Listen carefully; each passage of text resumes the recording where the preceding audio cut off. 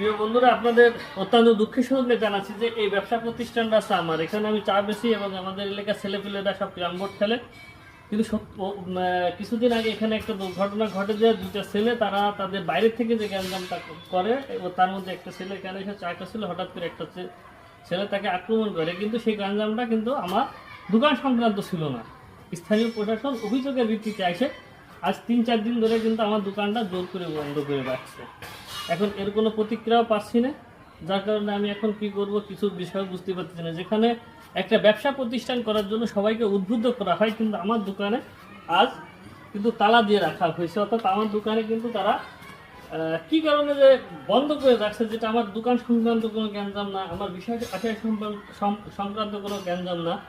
এর কারণে কিন্তু আমি বাজার কমিটির সভাপতি সহ অন্যান্য যারা সদস্য আছে তাদেরও কোনো প্রতিক্রিয়া পাই নাই। আসলে বিষয়টা কি রকম হলো আমি বিষয়টা বুঝতে পারিনি। আর প্রশাসন বিনা তদন্তে অভিযোগের ভিত্তিতে এসে কিন্তু আমার ঘরটা বন্ধ রাখার জন্য বলে গেছে। বিষয়টা আপনাদের একটু জানালাম।